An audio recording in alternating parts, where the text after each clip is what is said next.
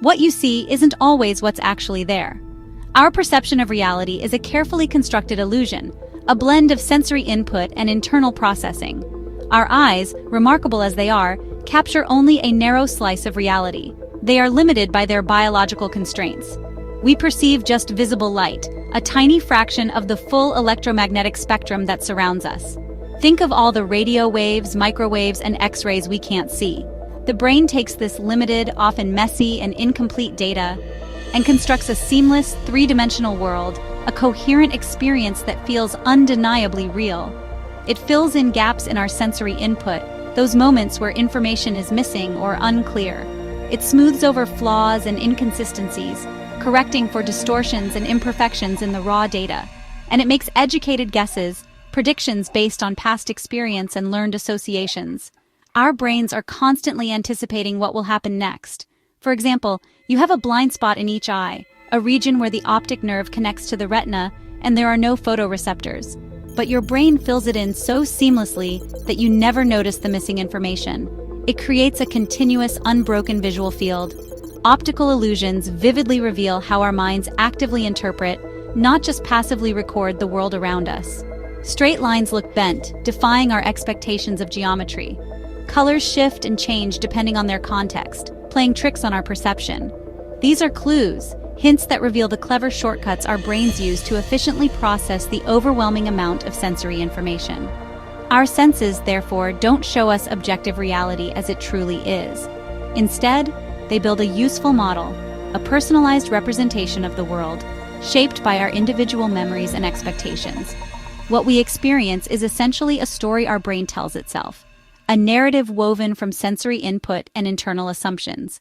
It's not a direct feed from the outside world, but rather a filtered and processed interpretation. This profound realization should inspire humility, a recognition of the limitations of our own perception, and a sense of wonder at the incredible complexity of the brain and the world it creates for us. There's always more to reality than what immediately meets the eye, layers of information and possibilities beyond our immediate grasp.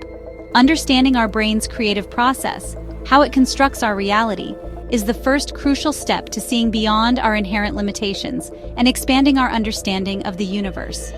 The universe is richer and more complex than we can possibly imagine, and stranger than our senses alone can ever reveal, filled with mysteries waiting to be uncovered. The quest for knowledge, therefore, is fundamentally about peering past the boundaries of our own perception, pushing the limits of what we think we know. There's a fascinating story, a historical anecdote from Captain Cook's voyage. It speaks to the limitations of our perception and the power of prior knowledge. The story goes that when his ship, the HMS Endeavour, first arrived in Patagonia, along the rugged South American coast, the local indigenous people reportedly couldn't see it. They looked right at the ocean, but the ship remained invisible to them. The ship was physically there, a massive structure dominating the horizon, but their brains, their minds, had no pre-existing pattern, no framework for something so utterly unfamiliar. It simply didn't register. Perception, as it turns out, critically depends on recognition. If you lack a mental category, a preformed concept, you might not notice what's right in front of you, no matter how obvious it seems to others. Only when a shaman, a wise member of the community, noticed the unusual ripples in the water and pieced together the potential cause, did the ship finally appear to the rest of the community. It was a collective shift in understanding.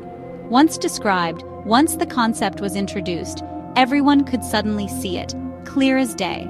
This tale, whether entirely true or embellished over time, serves as a powerful metaphor, highlighting how we're often blind to what we simply can't imagine, to concepts that lie outside our current understanding. Sometimes we desperately need new concepts, new frameworks, to truly see new realities and expand our horizons. Science, research, and the sharing of knowledge are the very tools that expand what we're able to perceive, allowing us to see beyond our limitations. Language shapes what we notice and how we think. Without a word for something, it's harder to perceive or remember it. Take snow. Someone from a warm climate sees just snow, but Inuit languages have many words for its different forms. These words let them notice subtle differences, crucial for survival. Language gives us mental hooks to categorize and understand the world. Experts in any field, Botanists, meteorologists, see more detail because their vocabulary is richer. Where most see a blur, they see distinctions. Language carves reality into manageable pieces. The words you know shape the world you can build in your mind. Expanding your vocabulary expands your perception. Perception is a fascinating thing, isn't it? It's not just about what our eyes see, but how our minds interpret that information. And that interpretation is profoundly shaped by culture. This cultural influence extends even to something as fundamental as how we perceive and recognize faces. There's a well-documented phenomenon known as the cross-race effect, which essentially means we're significantly better at recognizing and distinguishing faces from groups we're already familiar with, those within our own cultural or ethnic background. Our brains are incredibly efficient pattern-matching machines. They become highly attuned and experts at recognizing patterns we encounter most often, but they're less adept, less skilled at processing and differentiating unfamiliar ones. That's the underlying reason why people sometimes mistakenly say they all look the same when referring to individuals from unfamiliar ethnic groups. It's crucial to understand that this isn't rooted in malice or prejudice, but rather a simple lack of experience and exposure. The good news is that this isn't a fixed trait. It's something that can absolutely change and improve. By actively spending time and engaging with new people from diverse backgrounds, we build a richer and more nuanced mental library of faces. As we gain more experience, faces that once seemed indistinct begin to emerge as unique and individual. Our perception isn't set in stone. It's remarkably flexible and adaptable. It's constantly being shaped and refined by what we learn, the experiences we have, and, most importantly, the people we meet along the way. Ultimately, the world you perceive and experience is a direct product of your accumulated experiences, the language you speak, and the culture that has nurtured you. Therefore, curiosity is absolutely key. Actively challenge your existing perceptions, consciously seek out new perspectives, and embrace the opportunity to learn from those who are different from you. The universe of understanding and connection is waiting for you to expand your mind and open your heart. Strive to see the world and each other in a richer, more nuanced, and ultimately more brilliant light.